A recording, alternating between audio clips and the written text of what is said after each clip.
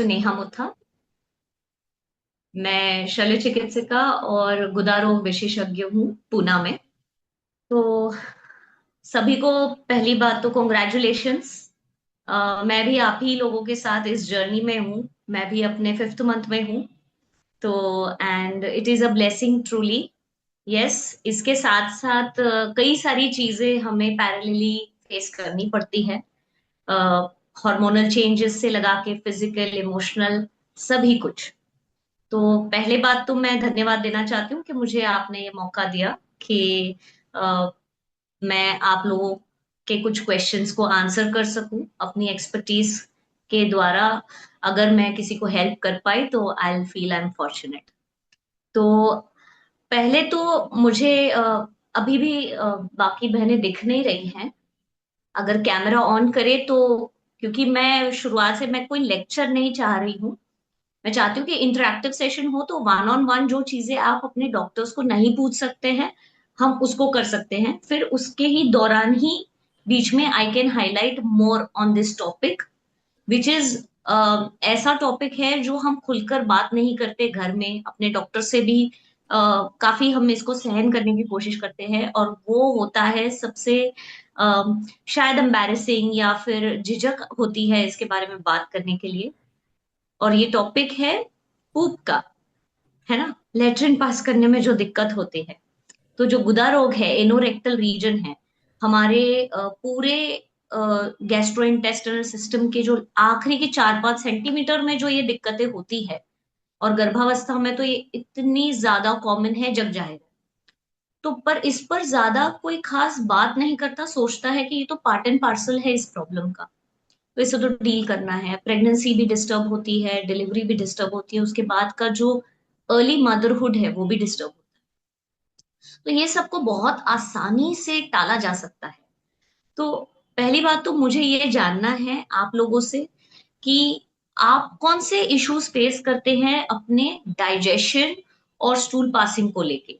खाने पीने से लगा के स्टूल पैसेज तक में आप कौन से कॉमन एरियाज को फेस कर रहे हैं, कॉमन इश्यूज फेस कर रहे हैं। तो उस पर से देर हम आगे चर्चा कर सकते हैं, क्योंकि इतना बड़ा टॉपिक है ये, इतना वेरिड है। मैं चाहती हूँ कि आपके लिए जो ज्यादा स्पेसिफिक, आपके प्रॉब्लम रिलेटेड ओरिएंटेड अगर ये सेशन हो तो आपके लिए ज्यादा हेल्पफुल होगा।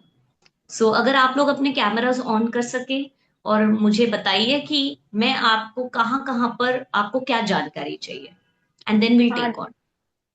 दीदी, मुझे ना मॉर्निंग स्टूल पास करने में बहुत अच्छे से पेट साफ नहीं होता और स्टूल बहुत हार्ड जाता है। नमस्ते, त्रिवेणी ना। हाँ हाँ।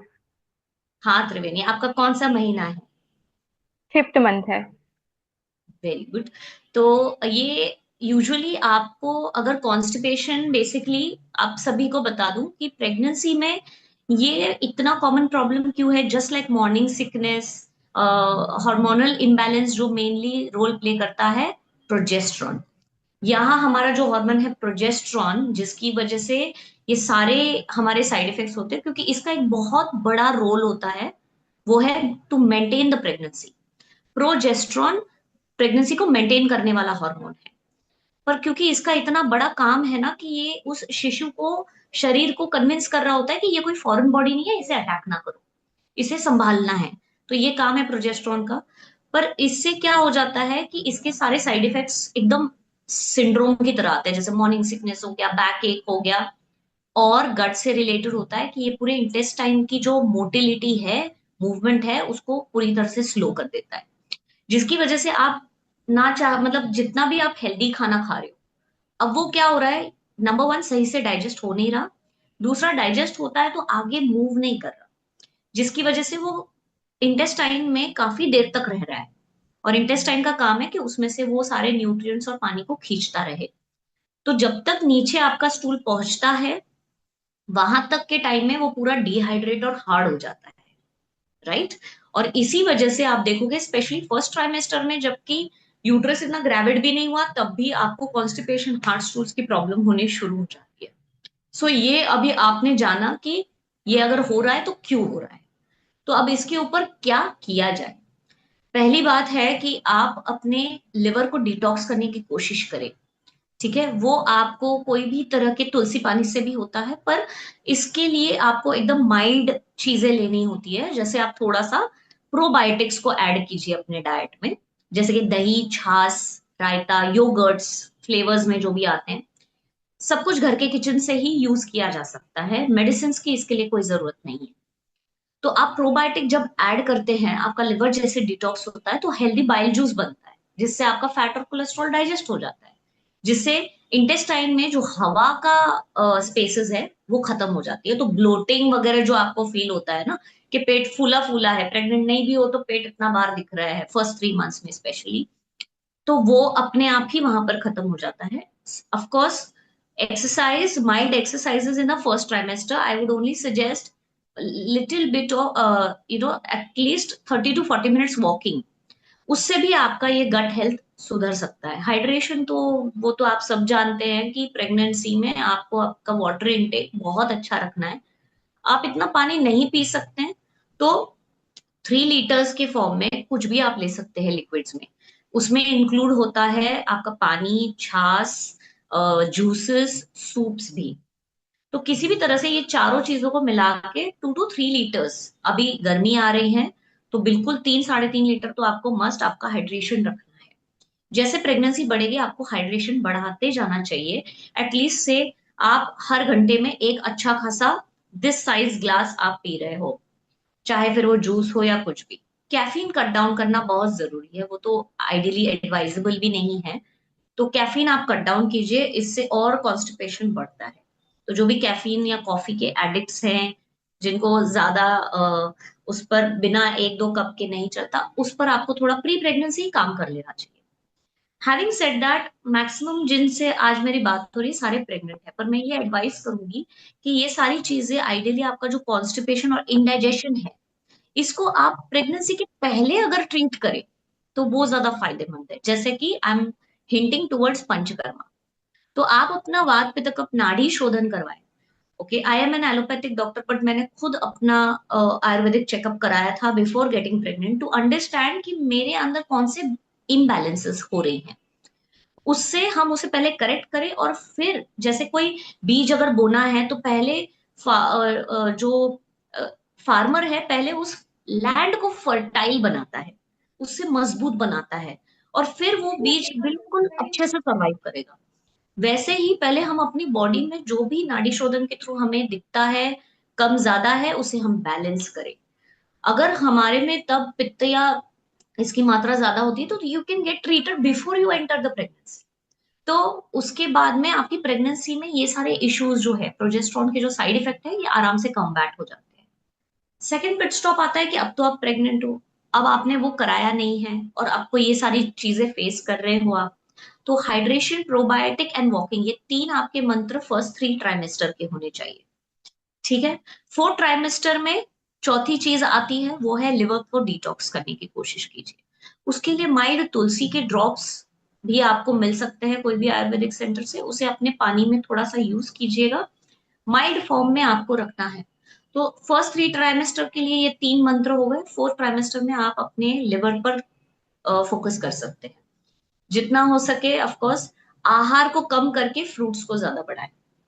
अगर आप कॉन्स्टिपेटेड फील कर रहे हैं तो दिन में एक ही बार खाना खाना चाहिए, और बाकी का पूरा टाइम आपको अपने डाइट में मैक्सिमम फ्रूट्स एंड सैलेड्स को इंक्लूड करना चाहिए। जरूरी नहीं आप 2 जन का नहीं खा रहे हो, आप ये प्लीज क्लियर रखिए कि प्रेगनेंसी में ये जो कॉन्सेप्ट है कि आपको 2 के लिए खाना है, वो वैलिड नहीं रहता है। आप उतना ही खाइए जितना आपके वेट में बैलेंस कर सकते हैं। प्रोटीन का इंटेक उतना कैसे होना चाहिए कि आप अगर 50 किलो के तो 50 ग्राम प्रोटीन आपके दिन के लिए काफी है।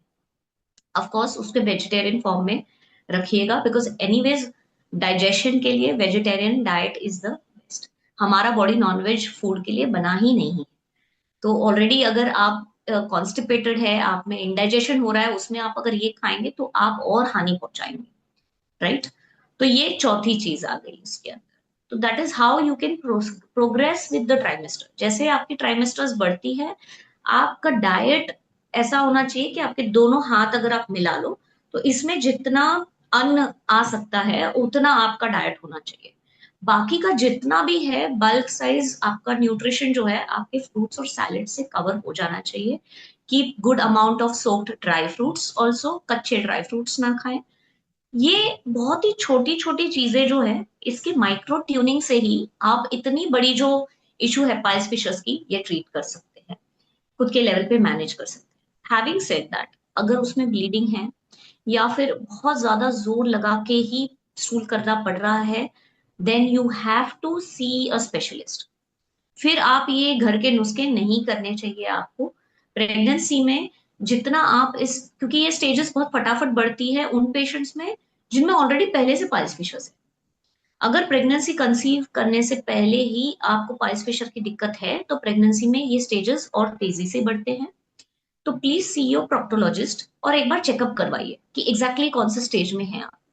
क्योंकि प्रेगनेंसी में भी पाइल्स फिशर की ट्रीटमेंट यानी प्रोसीजर, इस पे एज सच कोई दवाइयां नहीं होती है, प्रोसीजर ही लगता है। जैसे दांत खराब होता है तो दांत के लिए कोई दवाइयां नहीं है, वहीं जाके काम करना पड़ता है, वैसे ही पाइल्स फिशर के लिए होता है। तो अगर आप ऐसे स्टेज में हैं जो प्रेगनेंसी में मैनेज हो सकता है तो बात अच्छी है, गुड। लेकिन अगर नहीं तो प्लीज अपना प्रेगनेंसी डिस्टर्ब मत कीजिए, क्योंकि उससे एंड में जाके प्री टर्म लेबर का रिस्क होता है। तो अपने आसपास के जो भी स्पेशलिस्ट है उनको प्रोक्टोलॉजिस्ट कहते हैं, उनको जाके मिलिए, एक बार चेकअप करवाइए और अपना स्टेजिंग करवा लीजिए कि कौन से स्टेज में हूं मैं।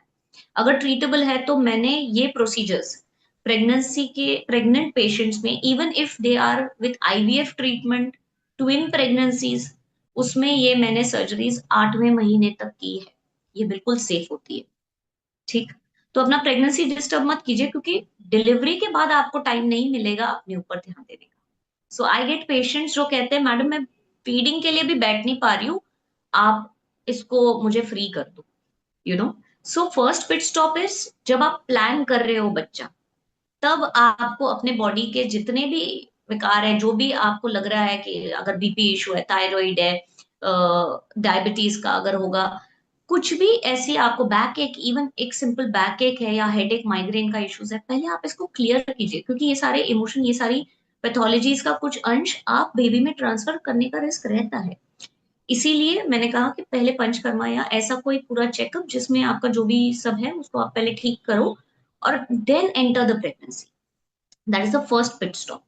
सेकेंड पिट स्टॉप, प्रेगनेंसी में पहले भी अगर ट्रीट नहीं करा पाए और प्रेगनेंसी में ये इश्यूज हो रहे हैं, और एक लिमिट तक आपकी बॉडी आपको बता देती है कि क्या सिम्टम है, इसमें दो ही सिम्टम आता है, पेन और ब्लीडिंग, ज्यादा और कोई सिम्टम नहीं होगा। तो यहां तक में ही अगर आपको आ रहा है तो ज्यादा आपको सहन करने की जरूरत नहीं है। आप दिखाइए एक स्पेशलिस्ट को और विजिट करके आप अपना क्लैरिटी ले लीजिए इस पर फर्स्ट हैंड। ये सेकेंड पिट स्टॉप है, 8वें महीने तक इनको करना बहुत सेफ है, क्योंकि उसके बाद ना आपको टाइम मिलेगा और आपका टाइम पूरा बेबी के लिए होना चाहिए। ठीक है। और आप कंफर्टेबली बैठ भी नहीं पाते, क्योंकि ये नॉर्मल डिलीवरी के बाद में और फुल ब्लोन हो सकता है, सीधी बात है, क्योंकि ओवर स्ट्रेचिंग होती है उस एरिया में। सी सेक्शन के बाद सडन डिहाइड्रेशन होता है, तब भी ये प्रॉब्लम दिखती है। तो इसीलिए सही होगा कि प्रेगनेंसी में आप प्रॉब्लम्स कोई भी लेके एंटर ही ना करो। अगर एंटर कर चुके हो तो सेफ जो होता है सेकेंड ट्राइमेस्टर।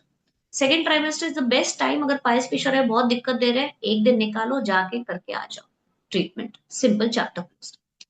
और थर्ड पिट स्टॉप होता है जब ये वाले स्टेजेस में भी आपने नहीं कराया और डिलीवरी के बाद बहुत ही परेशानी हो रही कि आपका जो पोस्टपार्टम पीरियड है, जो बेबी के साथ अर्ली मदरहुड फेज है, अगर वो डिस्टर्ब हो रहा है, तो फिर वो वाला भी एक पॉइंट होता है कि बेबी 40-45 डेज का जब हो जाए, तब आप जाके भी ये ट्रीटमेंट ले सकते हो। इसको बस 15-20 मिनट लगता है एंड इट इज डन।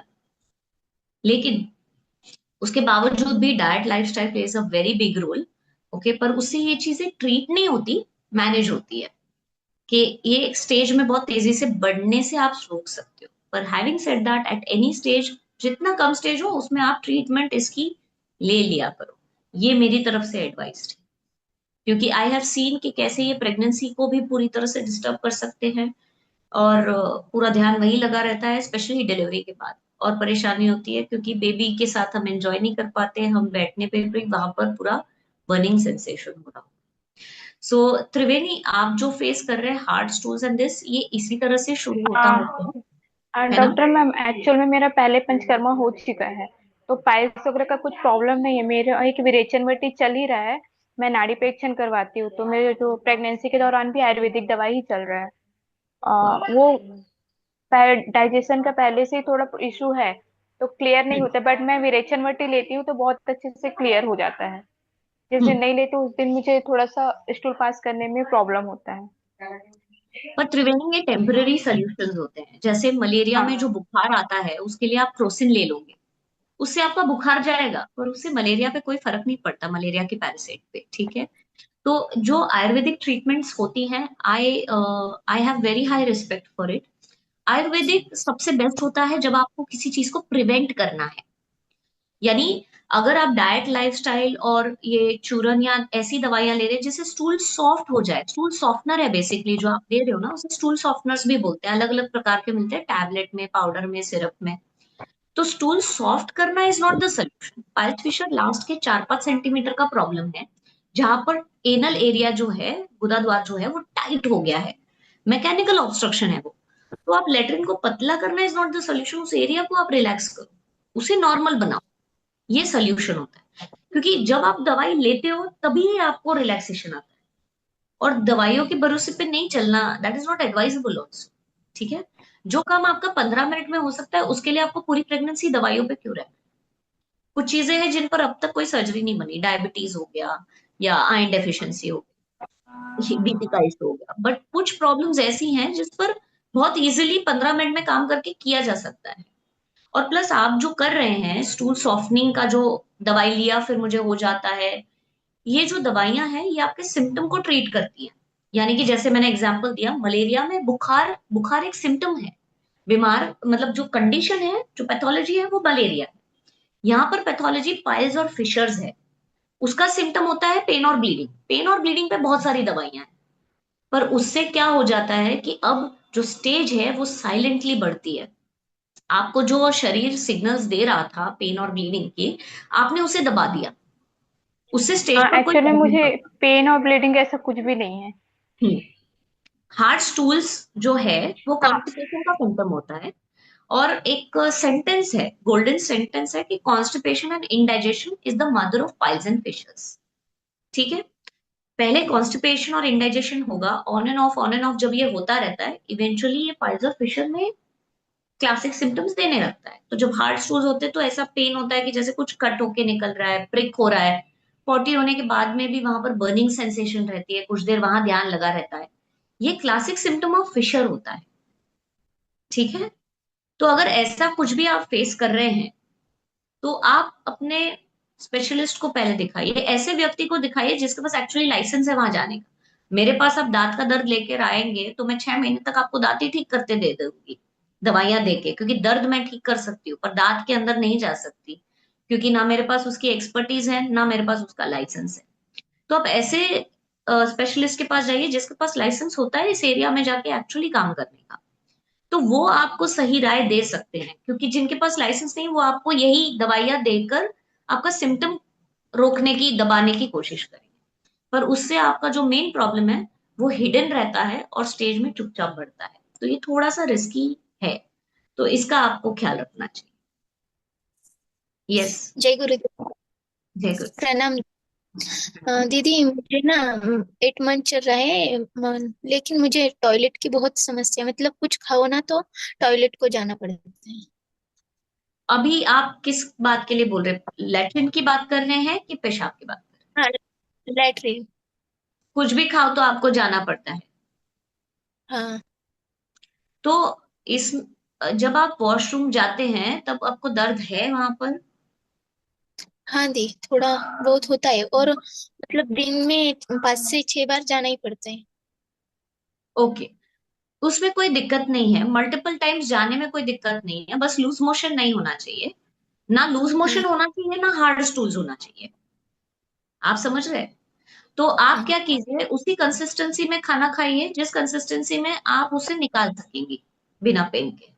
इसमें आप पूरा स्टूल सॉफ्टनर्स और दवाइयों को पूरा बाईपास कर सकते हैं। दूसरी चीज, आपके डाइट में जो है कि बार बार अगर फ्रीक्वेंसी है तो डोंट इन्वॉल्व फ्रूट्स जिससे ग्रीसी हो, ओके। आप विटामिन सी वाले सिट्रस फ्रूट्स को रखिए अपने डाइट में, अगर फ्रूट्स ले रही हैं तो सिट्रस फ्रूट्स ही रखिए। और दूसरा, योगर्ट, दही या रायता दिन में कम से कम 100 ग्राम आपको रखना चाहिए। उससे ये जो अनबैलेंस्ड फ्रीक्वेंसी है ना वो थोड़ी कंट्रोल हो जाएगी। और ये भी मैं आपको बता दूं कि एक तरह से ये अच्छी भी बात है, जो आपको ये मल्टीपल टाइम्स हो रहा है वो अच्छी बात है, पर उसमें पेन नहीं होना चाहिए, हार्ड नहीं होना चाहिए। आप मल्टीपल हम्म। टाइम्स भले जाओ, 4 बार दिन में या 4 दिन में एक बार, ये नॉर्मल है। ठीक है, एक दिन में अगर आप 4 बार जा रहे हो या 4 दिन में आप एक बार जा रहे हो, ये नॉर्मल डेफिनेशन में आता है। तो इससे आप परेशान मत हो कि मुझे बार बार जाना पड़ रहा है। आपका पॉटी का कंसिस्टेंसी कैसा है, क्या वो पेनफुल है कि नहीं, क्या उसमें ब्लड है कि नहीं, ये आपको ध्यान देना चाहिए। नहीं, ठीक है, ऐसा नहीं। हाँ, वो अगर नॉर्मल वैसा है। नहीं है तो कोई दिक्कत नहीं, पर अगर पेन हो रहा है, बर्निंग सेंसेशन हो रही है वहां पे, ठीक है, तो इन दैट केस आपको आपके डाइट में थोड़े से चेंजेस करने पड़ेंगे, जिससे वो डाइट सॉफ्ट हो जाए। 8वें महीने में कोशिश कीजिए कोई दवाइयां ना ले, पर पेन नहीं होना चाहिए, क्योंकि वो पूरा पेन पेल्विक एरिया में ही जाता है, राइट। ओके, और पेल्विक एरिया में अगर एक्सट्रीम पेन शुरू हुआ तो प्रीटर्म लेबर का रिस्क, तो वो आपको अवॉइड करना है। दूसरा चीज जो आपको अभी करना शुरू ही करना है वो है आपके डक वॉक्स वगैरह, जहां पर आप अपने हम्म। पेल्विस को प्रिपेयर करते हो ना, वो सारा योग आप कर रहे होंगे। तो हाँ। डक वॉक्स वगैरह करने हैं, प्लस और सिट्स बाथ, ये सभी को अपने लास्ट ट्राइमेस्टर में करना चाहिए। सिट्स बाथ अब क्या होता है, ध्यान दीजिए, गर्म पानी को आप टब में ले लीजिए और उसमें खुले अंग से बैठ जाइए, जब तक पानी गर्म है उसमें बैठना है। ऐसा आपको दिन में 2 बार करना चाहिए। अगर आपकी बॉडी साथ देती है तो आप नीचे टब में रखकर नीचे बैठ सकते हो लास्ट ट्राइमेस्टर में, थोड़ा 8वें महीने में। आपको वैसे भी पेल्विक ओपनिंग्स की प्रैक्टिस करनी है इसलिए। अगर आपकी बॉडी साथ नहीं दे रही है, ट्विन प्रेगनेंसीज है, हाई रिस्क प्रेगनेंसी अगर है, और आप कंफर्टेबल नहीं है टब में नीचे ऊपर करने के लिए, नो प्रॉब्लम। amazon पर ऐसे सेट्स बात आते हैं जो पॉटी सीट पे लग जाते हैं, उसमें पानी भी कम वेस्ट होता है, थोड़ा सा गर्म पानी डाला और उसमें भी आप बैठ गए। ये आपको सुबह उठते करना चाहिए और रात को सोते वक्त, इससे आपका बैक एक भी थोड़ा रिलैक्स रहता है, और वो एरिया नॉर्मल डिलीवरी के लिए प्राइम भी हो जाती है, सॉफ्ट भी हो जाती है। तो ये सिट्स बात जो है, भले आपको पाइल्स फिशर की दिक्कत है या नहीं है, आपको 8 मंथ की शुरुआत से आपको ये सिट्स बात अपने शेड्यूल में डाल देना चाहिए। तो अगर सिट्स बात से रिलेटेड कोई डाउट है तो मैं फिर से एक्सप्लेन करती हूँ, क्या आपको क्लियर है कि सिट्स बात क्या होती है। नहीं मैम।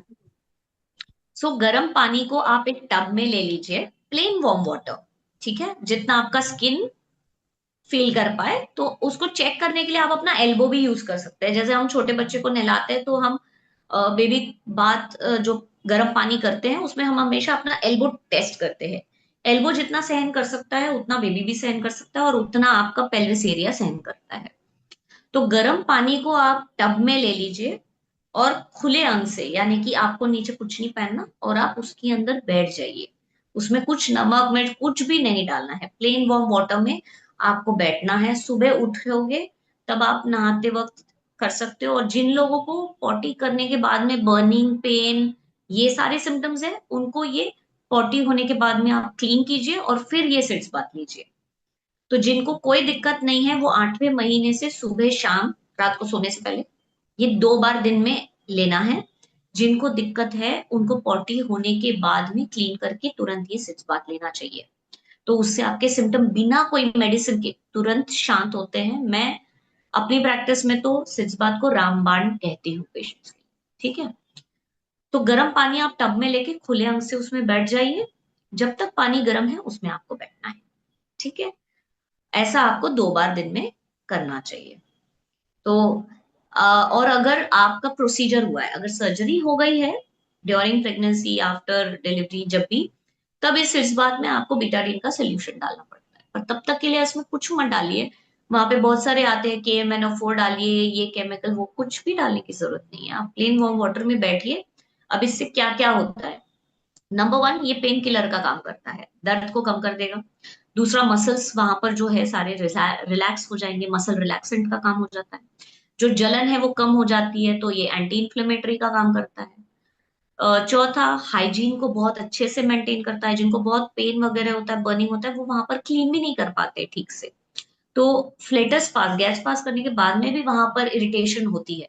तो फोर्थ है कि वहां पर हाइजीन मेंटेन रहता है, तो इचिंग भी नहीं होती।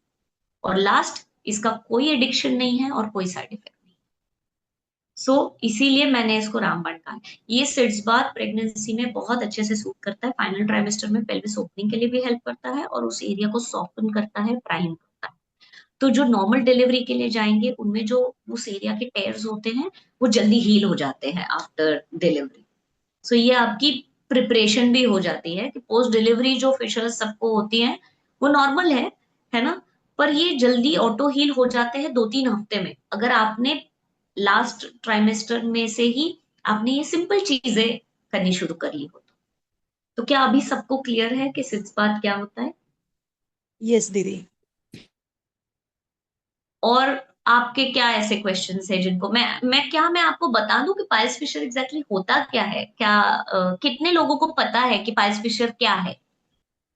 किनको जानना है कि एग्जैक्टली पाइल्स फिशर क्या है? जानना है मैम।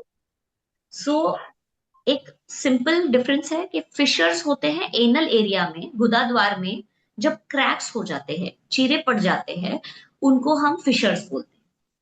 पाइल्स ब्लड वेसल्स, रक्त वाहिनी जी असतात ते उनकी सूजन होती, ठीक है। तो मैं आपको एक मॉडल में दिखा देती हूँ। तो ये मॉडल है, तो ये रेक्टो एनल रीजन, ठीक है। ये जो आपको रेड पार्ट्स यहाँ पर दिखाई दे रहे हैं वो होते हैं स्फिंक्टर्स। स्फिंक्टर्स यानी कि जिससे लेट्रिन के रास्ते आप कंट्रोल रख रहे हैं, उनको ये मसल्स हैं, ठीक है। तो ये स्फिंक्टर मसल्स जो होते हैं ना, इस पर जो मसल रिलैक्सेंट की गोलियां मिलती है ना वो काम नहीं करती, ठीक है। वो जो मसल पेन जब भी कभी होता है, हम मसल रिलैक्सेंट गोली खाते हैं तो नहीं तो सबको सुसुपोटी हो जाएगी, पर ऐसा नहीं होता क्योंकि स्फिंक्टर्स पर वो गोलियां एक्ट नहीं करती। हेंस ये एक मैकेनिकल ऑब्स्ट्रक्शन है। मैंने कहा यहाँ पर दवाइयां काम नहीं करती, यहाँ पर जाकर ही मैकेनिकली जाके फिजिकली वहां पर रिलैक्सेशन देना पड़ता। तो अब जो आप यहाँ देख रहे हैं ये जो है ये ग्रेड 1 पाइल्स है, ये ग्रेड 2 पाइल्स है, जो ये एनल वॉल के जस्ट बाहर पॉप हो रहा है। ग्रेड 1 में कोई सा खास सिम्टम नहीं आता, कोई पेशेंट ग्रेड 1 में आता भी नहीं है। ग्रेड 2 से आना शुरू हो जाते हैं। तो ग्रेड 2 जहां पर वॉल से जस्ट बाहर पॉप हुआ, ये है ग्रेड 3, ठीक है। जहां वॉल से पॉप होके जब पॉटी करते हैं तब ये पाइल मास बाहर आता है, फील होता है, दिखता है शायद, और फिर ये अपने आप पॉटी होने के बाद में अंदर चला भी जाता है अपने आप से। उसे ग्रेड 3 कहते हैं। ग्रेड 4 ये है कि पॉटी करते वक्त बाहर आता है और फिर उसे पेशेंट को मैन्युअली दबाकर अंदर डालना पड़ता है, या फिर पॉटी करो या ना करो ये बाहर ही ग्रेप्स के गुच्छे जैसे बाहर पड़े रहते हैं, कॉलीफ्लावर की तरह पूरा। That is grade 4 piles. तो ये ग्रेड 1, 2 और ये 3। तो 3 स्टेज तक में इन्हें इंटरनल पाइल्स कहा जाता है। आपने सुना होगा इंटरनल पाइल्स, एक्सटर्नल पाइल्स। तो ये इंटरनल पाइल्स के स्टेजेस हैं, और ये एक्सटर्नल पाइल या फिर ग्रेड 4 पाइल। इस यहां तक के स्टेजेस में ये सर्जिकली आराम से ट्रीट हो जाते हैं 15-20 मिनट में, और भूल देख के होता है, कोई आपको पेन नहीं होता इसमें। ग्रेड 4 तक में भी अगर आप ट्रीटमेंट ना कराओ, ठीक है, तब भी आप नजरअंदाज कराओ सर्जरी के डर से, दवाइयां खा खा के, तब फिर वो कॉम्प्लिकेट होना शुरू होंगे। तब बॉडी आपको और नए कुछ स्ट्रॉन्गर सिग्नल्स देगी ताकि आप यहाँ पर जाके काम करवा लो। तो तब होती है थ्रोम्बोसिस, ठीक है, या फिर एक्सेस ब्लीडिंग शुरू हो सकती है। थ्रोम्बोसिस मतलब कि क्लॉट, या तो ब्लड क्लॉट हो जाएगा या तो नल खुलकर वो वहां से ब्लीड करेगा। अब यहाँ से जो एनल एरिया से जब भी कभी कुछ ब्लीड होता है वो पीरियड्स की तरह नहीं होता कि दो दो ब्लीड ही हो रहा है, ऐसा कभी नहीं होता। वो आर्टेरियल ब्लीड है, तो हार्ट बीट के साथ पल्सेटाइल ब्लीडिंग होती है, थोड़ी बहुत दिखती है, उतनी भी काफी है क्योंकि उसका एक ड्रॉप में जितना हेमोग्लोबिन जाता है उतना 5 महीने के पीरियड्स में जाता है। तो आप अंदाजा लगा सकते हैं कि इसलिए यहां से जब भी कोई ब्लीडिंग हो वो नॉर्मल नहीं कंसिडर की जानी चाहिए, तब तो डेफिनेटली आपको अपने स्पेशलिस्ट को मिलना चाहिए। सो ये रहे पाइल्स। अब फिशर जो है ये आखिरी के 4 सेंटीमीटर में ही, ये आखिरी के 2 सेंटीमीटर में जब क्रैक्स पड़ते हैं, पॉटी जब निकलता है तो यहाँ पे क्रैक्स पड़ते हैं, तो उनको हम फिशर्स बोलते हैं। अब जब कॉन्स्टिपेशन और इंडाइजेशन होता है, हार्ड स्टूल्स होते हैं, तो ये आपको गड्ढे दिखाई दे रहे हैं, इज इट विजिबल? आपको ये दिखाई दे रहे हैं, यहाँ पे छोटे यस छोटे गड्ढे दिखाई दे रहे हैं? Yes it's visible. हाँ हाँ दिखाई दे रहे हैं। यस। मुझे ऐसा लग रहा है कि मैं अपने आप से बात कर रही हूँ। सो हाँ, मुझे अगर रिस्पॉन्स आएगा तो मुझे पता चलेगा कि आई कैन मूव फॉरवर्ड, है ना। यस यस, दिखाई दे रहा है। Yes yes. तो ये जो गड्ढे है ना, इनको हम एनल कुशंस बोलते हैं। ठीक है। जैसे आपने देखा होगा, आपका ओरल कैविटी हमेशा गीला रहता है ताकि जो भी खा रहे हो सही से ग्रीस होके अंदर चला जाए, करेक्ट। वैसे एनल एरिया में भी भगवान ने ना एनल कुशंस बनाए हैं, जो इस पूरे एरिया को हमेशा मॉइस्ट रखते हैं, ग्रीसी रखते हैं, ताकि पॉटी अच्छे से ग्रीस होके निकल जाए। अब जब आप कॉन्स्टिपेटेड है तो लेटरिन करते वक्त हर बार जोर लगाना ही पड़ता है अगर, तो ये जो एनल कुशंस है ना, इनकी जो ब्लड सप्लाई होती है ना, उन पर जोर पड़ता है, तो वो पूरे सूज जाते हैं। अब ये सूजे हुए एनल कुशंस को ही पाइल्स बोलते हैं। आप सबको ध्यान में आ गया पाइल्स क्या है? Yes yes. ओके। तो पाइल्स होते हैं ये सूजे हुए एनल कुशंस, इसलिए इस पे दवाई नहीं होती क्योंकि इसमें ब्लड वेसल्स। ठीक। अब दूसरी चीज, इनका काम था कि ये एरिया को ग्रीसी रखे, गीला रखे, मॉइस्ट रखे। अब ये तो काम नहीं कर सकते क्योंकि ये तो सूजे हुए हैं, तो ये पूरा एरिया ड्राई होने लगता है। अब कॉन्स्टिपेशन तो अभी भी जारी जारी है, अभी भी हो रहा है। तो जब और जोर लगाते हो और ये ड्राई एरिया है, तो ये फटेगा। आपके होठ अगर सूखे हैं और आप स्माइल किए जा रहे हो तो होठ फटेंगे। उसमें आप अगर हंसने लग जाओगे तो होठों वो क्रैक्स में से खून भी आएगा, करेक्ट। तो oris and anus is the entry and exit of the same tube. इसीलिए ओरल एरिया और एनल एरिया के जो भी स्पेशलिस्ट है वो सारे सर्जन हैं, क्योंकि उनको वहीं जाके काम करना पड़ता है। आया आपको ध्यान में? तो जो फिशर है वो पेन करते हैं क्योंकि यहाँ पर नर्व सप्लाई बंडल बहुत स्ट्रांग है। पाइल्स जो है वो यूजुअली पेन नहीं करते, वो बस अंदर की जगह को और छोटा कर देते हैं। तो नीचे तो ये स्फिंक्टर का स्पैज्म हो ही रहा है, जो क्रैक्स है उससे क्या होता है कि बॉडी उसको और स्प्रेड होने से और फटने से बचाना चाहती है, तो ये स्फिंक्टर्स और टाइट होते जाते हैं। जैसे आपके होठ पे क्रैक है तो आप थोड़ा लिमिटेड बात करोगे, आप हंसोगे कम, करेक्ट। वो ऑटोमेटिक हो जाता है ना। वैसे ये डिफेंस मैकेनिज्म यहाँ पर भी होता है। तो over a period of time आप देखोगे कि ये एरिया स्पैज्म में जा रहा है, छोटा छोटा होता जाता है। ठीक। तो एक तो वहां पर कॉन्स्टिपेशन है, यहाँ पर ड्राइनेस हो गया, पाइल्स की एनल कुशंस काम नहीं करे इसलिए ड्राइनेस हो गई, तो स्ट्रेच होकर ये यहाँ पर से फट गया। यहाँ से भी स्पैज्म है, इसीलिए it becomes a vicious cycle कि एक से दूसरा बढ़ रहा है, दूसरे से पहला बढ़ रहा है। तो यहाँ पे चेन हम क्या कैसे कट ऑफ करेंगे? कॉन्स्टिपेशन को ट्रीट करेंगे? अब आप ही मुझे बताइए, पहले कॉन्स्टिपेशन को ट्रीट करेंगे कि इस एरिया को सॉल्व करेंगे? आपको क्या लगता है? एरिया को ही सॉल्व करना तो होगा। सॉल्व करेंगे। क्योंकि आपने कॉन्स्टिपेशन को अभी डाइट लाइफस्टाइल को सॉल्व करेंगे, है ना, जब पाइल्स फिशर ऑलरेडी हो चुका है, एक्टिव है, इसमें दो ही सिम्टम आ रहा है, पेन और ब्लीडिंग। जब आपका डेली रूटीन डिस्टर्ब होने लग रहा है तभी आप जा रहे हो स्पेशलिस्ट के पास। तो अगर पाइल्स फिशर ऑलरेडी हो चुका है, उसके बाद अगर आप डाइट लाइफस्टाइल या कॉन्स्टिपेशन को सॉल्व करेंगे, तो it is as equal to sleeping in a mosquito net after having malaria, right. पहले आप इस चीज को सॉल्व कीजिए, ये एरिया को रिलैक्स कीजिए, यहां से इन पाइल्स फिशर को क्लियर कीजिए, और फिर उस कॉन्स्टिपेशन को डील कीजिए ताकि ऐसे वापस ना हो। आया आपको ध्यान में? यस। सिंपल है। इसीलिए इसको मैकेनिकल प्रॉब्लम कहा जाता है। तो ओरल एरिया और एनल एरिया की जो प्रॉब्लम्स है वो प्योरली मैकेनिकल है, और इन दोनों एरियाज के बीच में जितने सिस्टम्स ऑर्गन्स आते हैं उधर सर्जरी नहीं है। डायबिटीज, लिवर, हाइपरटेंशन, इन पर कोई सर्जरीज नहीं है। ओके। तो ये बीच के जो पार्ट्स है उस पर केमिकल सोल्यूशन है, और ऊपर एंट्री और एग्जिट पे मैकेनिकल सोल्यूशन है। ठीक है। और सीधी बात है, आप स्पेशलिस्ट के पास गए तो वो 15 मिनट में आपको काम करके दे देगा। मेरे पास आए दांत के लिए, मैं 6 महीना ट्रीट करूंगी, आप डेंटिस्ट के पास जाओगे 15 मिनट में आपको करके देगा ये, पर वो फर्स्ट विजिट पे ही आपको वही सजेस्ट करेगा। कोई डेंटिस्ट आपको दवाई लिखता हुआ नहीं दिखेगा, क्योंकि जब आप ऑलरेडी स्टेजिंग में आ चुके हो तो समझदारी यही होती है कि आप कम से कम स्टेज में उसको ठीक कर दो ताकि आपको रिजल्ट ज्यादा मिले। आया ध्यान में? यस। ओके। तो यहां तक में आई नो इट इज, मैं खुद सर्जन होकर मैं नहीं चाहती कि कोई मैं सर्जरी के लिए जाऊं, पर अगर उससे मेरी प्रेगनेंसी में कोई तरह से बाधा आई, या मेरी डिलीवरी की डेट में कुछ कॉम्प्रोमाइज हो रहा है, या मेरा पोस्ट पार्टम एक्सपीरियंस कॉम्प्रोमाइज होने वाला है, तो मुझे ये डिसीजन लेना होगा। ओके। बट जैसा एक बहुत बड़ा पिक्चर होता है सर्जरी का, आजकल वैसा नहीं होता। ये तो वॉक इन होता है, आप सुबह गए, दोपहर को प्रोसीजर करा दिया और शाम को आप घर आ गए। कोई यहाँ पर कट नहीं लगता है, जैसा आपको दिख रहा है वैसे यहाँ पर कोई कट्स या स्टिचेस नहीं आते, इसलिए इसमें कोई बेड रेस्ट या कोई ड्रेसिंग नहीं होती। और ये इतना हाईली प्रिसिशन से किया जाता है कि इसमें उतने 4 सेंटीमीटर के अलावा और कहीं कुछ भी एक्सपोजर नहीं होता, तो आपका बेबी पूरी तरह से सेफ रहता है पूरे टाइम। जैसे मैंने बताया, ट्विन प्रेगनेंसीज में भी 8वें महीने तक में पेशेंट्स इसको कराते हैं और इसमें कोई बेड रेस्ट नहीं है उसके बाद।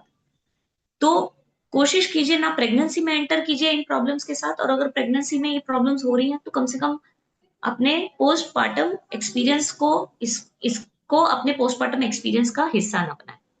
ये मेरी एज अ स्पेशलिस्ट सजेशन है, बिकॉज हमने वो पेशेंट के देखे हैं एक्सपीरियंसेस कि कैसे वो सिम्टम्स लेके आते हैं, और अब जब वो डिलीवर कर चुके होते हैं ना, तब अगर वो बोलते हैं कि प्लीज कर दो ये, मैं बैठकर फीड नहीं कर पा रही हूँ, तब भी आई के नॉट टेक। क्योंकि एक बार जब आप प्रेग्नेंट हो जाते हो या आप डिलीवर कर लेते हो, ये दोनों टाइम पे आपके डॉक्टर की प्रायोरिटी आपका बेबी होता है आपसे ज्यादा, क्योंकि ये प्रॉब्लम ने आपको काफी टाइम दिया था सॉल्व होने के लिए, राइट।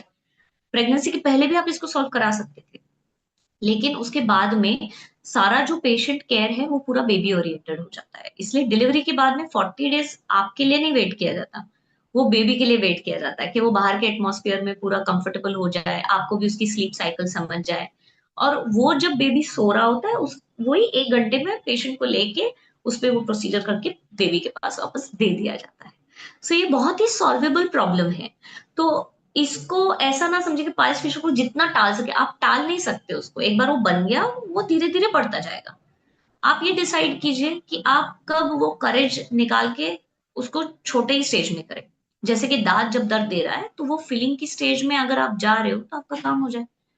फिर भी आप देखो कि कई पेशेंट रूट कैनाल तक पहुंचते हैं, तो जो दांत रूट कैनाल तक पहुंचा है वो एक टाइम पे फीलिंग वाली स्टेज में आया था, पर हमने उसे नजरअंदाज करके वहां तक पहुंचाया जिससे आपका दांत भी गया और वो ट्रीटमेंट भी बढ़ गई, खर्चा भी बढ़ गया, राइट। तो इसीलिए कोई भी अगर दिक्कत है उसके बहुत ही कम स्टेज में अगर आप जाओ तो बहुत इजीली सॉल्व हो सकता है।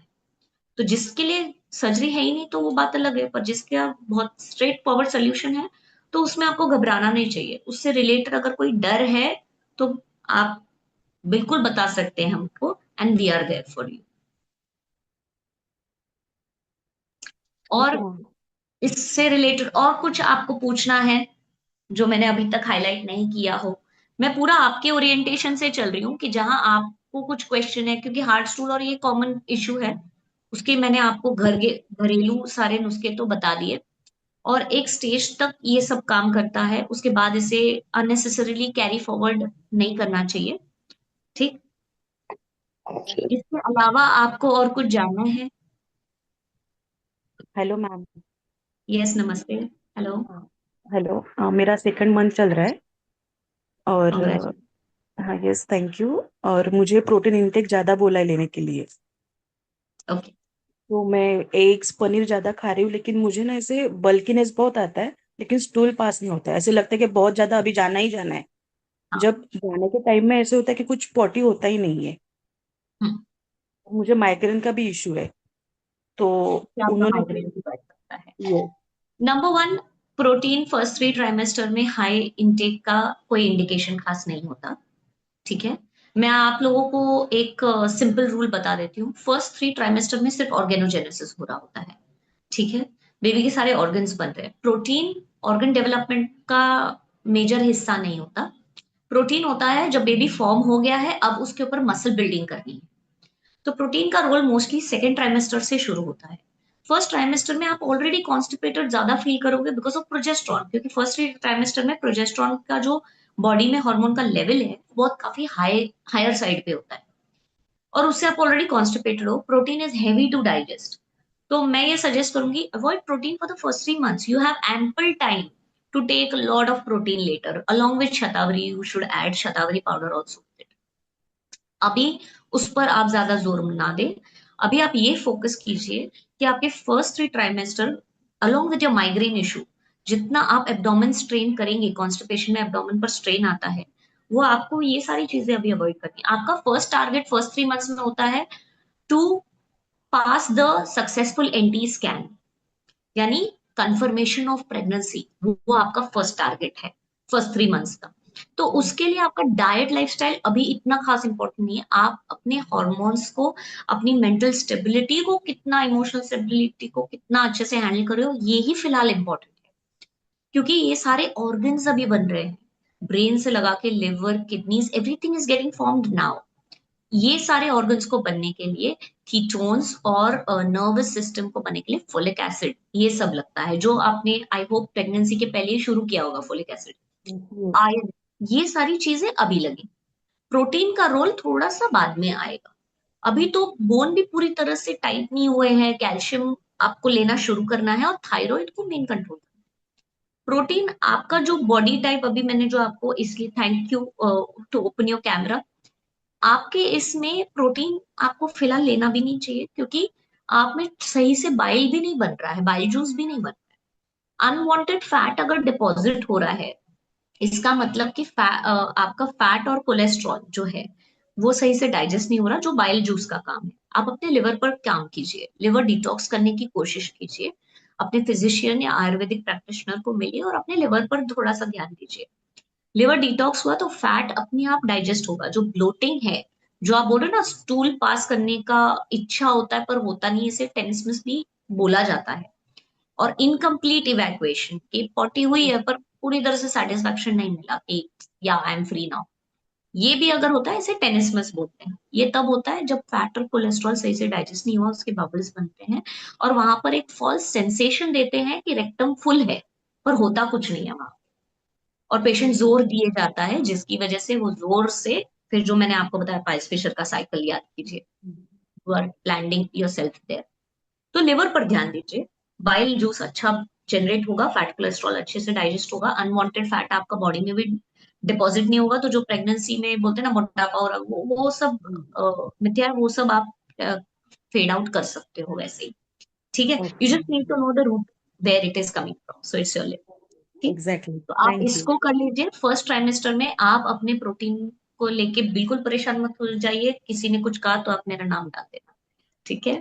ओके। श्योर। फोर्थ मंथ से जब आपकी ये morning sickness, constipation, bloating settle होंगे, तब आपको प्रोटीन शुरू कर देना है, फिर आपको रुकना नहीं है। तो आप वो जो कप ऑफ मिल्क है, उसमें 1 big nice scoop of protein powder of the best quality आप यूज कीजिए। उसके साथ साथ में शतावरी पाउडर भी डाल दीजिए, शंख पुष्प भी होगा तो वो भी ऐड कर दीजिए, और भी बेस्ट है। शंख पुष्प भी आपको फर्स्ट ट्राइमेस्टर में लेना चाहिए, क्योंकि जैसे मैंने ओके। बोला ऑर्गन डेवलपमेंट हो रहा है, ब्रेन डेवलप हो रहा है। शंख पुष्प भी बेबी के ब्रेन के लिए यूज होगा। आपने फोलिक एसिड लिया ही होगा और साथ में आप शंख पुष्प भी ऐड कर दीजिए। ये सारी चीजों से आपके बेबी को जो हर स्टेज में जो पोर्शन रिक्वायर्ड है ना, वो मिलेगा। फर्स्ट ट्राइमेस्टर में आप ऑर्गन ऑर्गन को बनने में क्या लगता है उस पर फोकस करना है। सेकंड ट्राइमेस्टर में बोन डेवलपमेंट और सेंसेशन सारे आने शुरू हो जाते हैं पूरे सेकंड ट्राइमेस्टर में। तो baby starts hearing, testing, everything.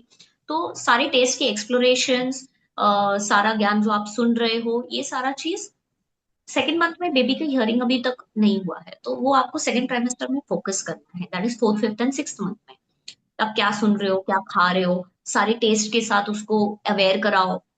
ऐसा बोला जाता है कि ऐसा नहीं खाना है, वैसा नहीं खाना है, then I feel I had a baby, जैसे पूरा वो डिजाइन करके ही फर्स्ट मेरा जो बेबी था वैसे किया। I ate a lot of Karelas also. My baby has absolutely no problem with tikha food also, khatta, kadwa, nothing he has. No nakras. He'll eat everything now. Because उसके taste buds जो थे तभी activate हो गए। हम अपने हमारे बच्चे को कभी करेले को इंट्रोड्यूस ही नहीं कराते, अज्यूम करके ये बच्चा है, थोड़ी ये खाएगा। और उस वजह से उनके वो टेस्ट बड्स कभी ओपन ही नहीं होते। ये सब चीज अंदर हो सकती है। तो आप अपने आप को उन चीजों के लिए ओपन रखिए। यस, हाइजीनिक खाइए, हेल्दी खाइए, है ना, but keep yourself open to everything. Okay. So ये आपको फर्स्ट ट्राइमेस्टर में प्रोटीन का आप लोड मत लीजिए, ठीक। आप वो उसको सेकंड ट्राइमेस्टर ऑनवर्ड्स, आपके पास पूरे कितने 6 महीने हैं। अब भरपेट प्रोटीन लीजिए, दिन में 2 बार ले लीजिए, चलिए ठीक है। पर थैंक तब यू, उस थैंक बेबी का मसल और स्किन जो है ना, वो उसको प्रोटीन तब लगेगा। अभी क्या है, वो आपकी किडनी से वैसे ही फिल्टर आउट हो रहा यू। ओके। है। हाँ, yes. so don't worry about that. Okay, I yes, wish you all the best. Thank you so much. Yes, yes. I hope आप लोगों को यहाँ तक का जो भी इंफॉर्मेशन है, क्या है आप लोगों को ये यूजफुल लगा? क्या आप रिलेट कर पाए हो? अपने माइक्स ऑन कर दीजिए अगर आप कैमरा ऑन यस। नहीं कर रहे हो तो, क्योंकि मुझे लग रहा है मैं अकेले ही बात कर रही हूँ फिर, है ना? ये इंटरेक्टिव सेशन में चाह रही थी, so it's open to all. I would appreciate अगर आप कैमराज ऑन करोगे। जस्ट इमेजिन मैं ओपीडी में कंसल्टेशन के लिए बैठी हूँ, अकेले बात कर रही हूँ। सो एटलीस्ट आप माइक ऑन करके मुझे बताइए कि क्या आपको आज के जो भी हमने पॉइंट्स डिस्कस किए, क्या आप उसे रिलेट कर पाए, क्या आपको हेल्प किया in any form? Yes, definitely. Yes. Yes I ma'am. Wish you all the very best. And ये सारा जो आप पेन फेस कर रहे हो, यू नो, ये सारे ये ऐसी चीज है ना कि फैमिली, हस्बैंड, ये कोई देख नहीं रहा होता है कि वो उस छोटे से कमरे में हम क्या झेल रहे होते हैं, क्या बर्निंग सेंसेशन हो रही होती है। So you have my sympathy, but I am so proud of all of you कि आप मतलब उसके लिए एफर्ट ले रहे हो, you joining sessions like this. And I am also glad कि आई हैड एन अपॉर्चुनिटी आप लोगों से ये सब बात करने के लिए, शेयर करने के लिए। सो इन एनी फॉर्म अगर आपको ये हेल्प कर रहा है, फिर भी अगर कोई डाउट्स है, क्योंकि ये एक लिमिटेड टाइम सेशन है, तो आपको कोई भी डाउट होते हैं तो लता जी हैं, आप उनके थ्रू मुझे कांटेक्ट कर सकते हैं। ऑनलाइन भी हम बात कर सकते हैं, जितना हो सकता है I help you through that. तो ऐसा नहीं कि ये मेरा जो भी हेल्प था ये इस सेशन तक लिमिटेड है। I am open to all and everything. आपको जब कभी लगेगा, you can reach out to me. Okay, और you can simply Google my name, doctor Neha Muttha, वैसे भी आप कम्युनिकेट कर सकते हैं, no issue. Okay, I am very proud of you all कि this that you are going through all of this, and trust me, to the first time mothers specially मैं ये बोलूंगी, trust me, it's all worth it. इतना beautiful experience होगा ये बाद में कि आप ये सब भूल जाओगे और आपको लगेगा every every P bit of it, every symptom जो भी मैंने प्रेगनेंसी में फेस किया, सब वर्थ इट था for that tiny small smile that is going to come. So I wish all of you all the best and a lovely pregnancy and a lovely delivery.